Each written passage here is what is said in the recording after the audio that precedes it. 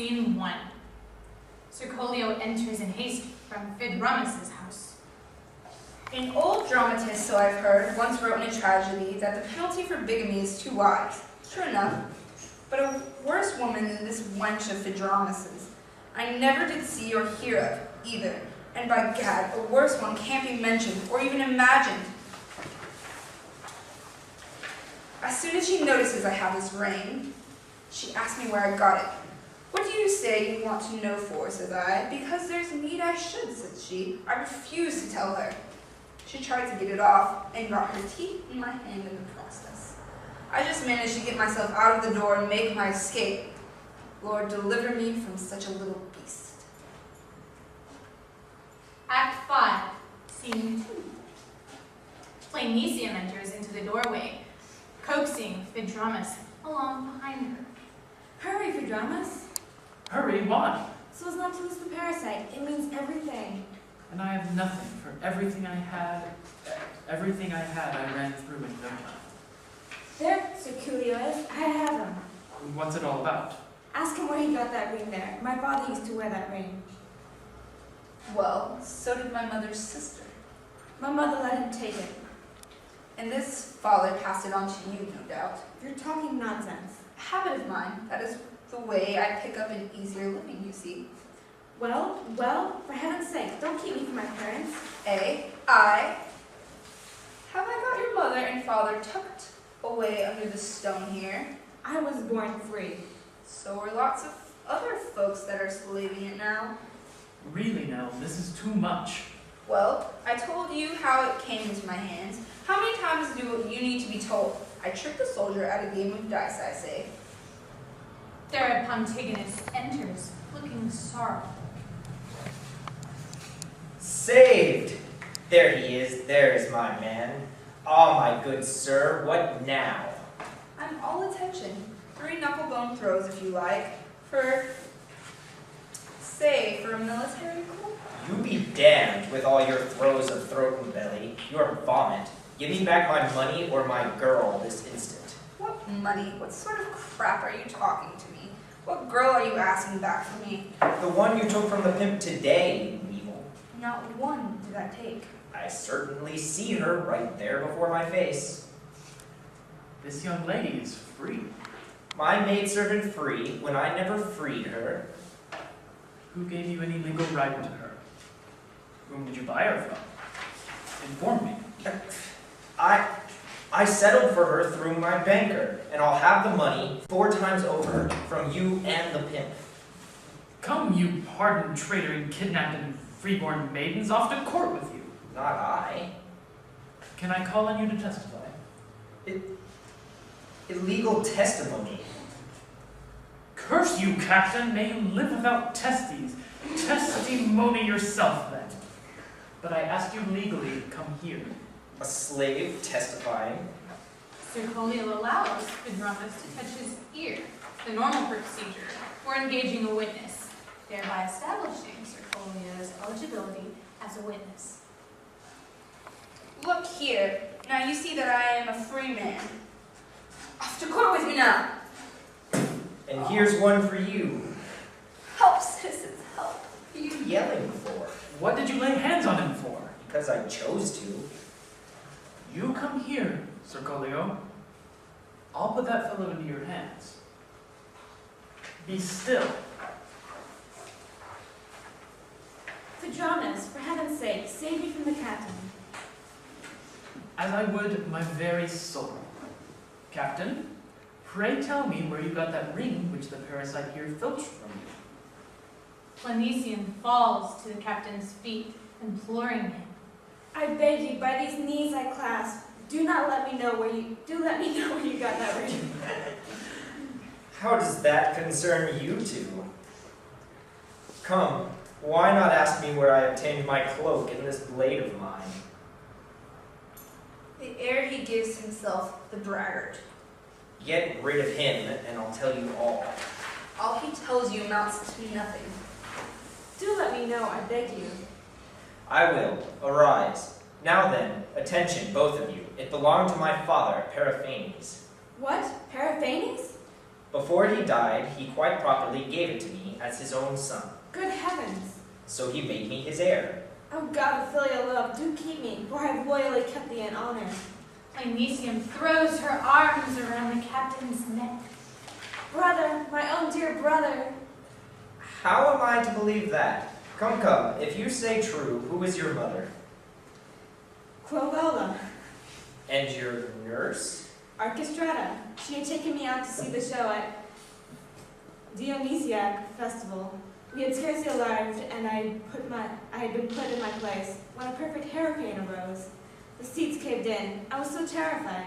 Then someone or other seized me, scared and trembling as I was, neither alive or dead. How he carried me off, I can't say. I remember the panic of that day, but tell me this, where is the man that stole you? I don't know, but I always kept this ring with me. I had it on when I was lost, long ago. Give it here, let me look at it. Are you crazy to trust it to him? Oh, let me be. Great heavens, this is the ring I sent to you on your birthday. I know it as well as I know myself. The reunited brother and sister hug each other.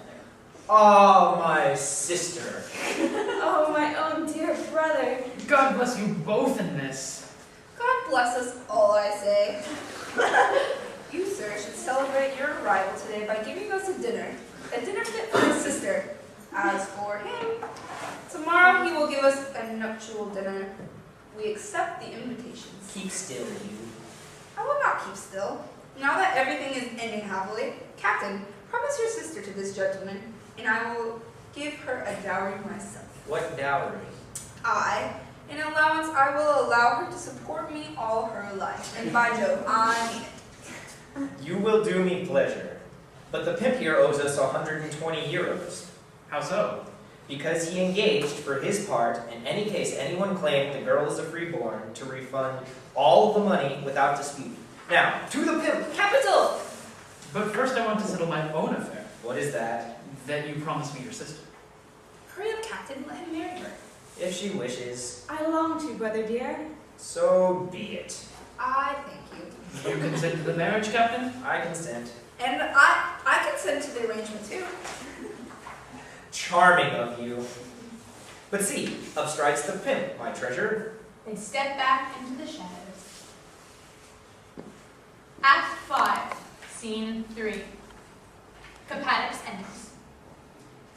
People say that bankers are ill-trusted talk rubbish. Why, they're well and ill-trusted both, I tell you. And what is more, I proved it to myself this very day. Money is not ill-trusted to men that never repay you. It is gone for good. That Lyco, for example, in trying to raise 40 euros from me, went to every single bank. Nothing coming of it. I began dunning him to the top of my lungs. He summons me before the magistrate. I was horribly afraid he would escape payment by fraudulent means. But his friends coerced him, and he paid me out of his own cash in hand. Now I must hurry home. Capadox heads for his own house, but then the captain steps forward, blocking his way, joined shortly thereafter by Phaedronus. Ah there, pimp. I want you. And I want you, but I want neither of you. Capadox tries to escape to his house. Stop there, please, and hurry up and disgorge my money in a hurry. What have you to do with me? Or you? This. Today I intend to transform you into a catapultic arrow and send you spinning like a missile from a catapult. And today I intend to collar you and make you sleep in a dog bed chained to a little dog.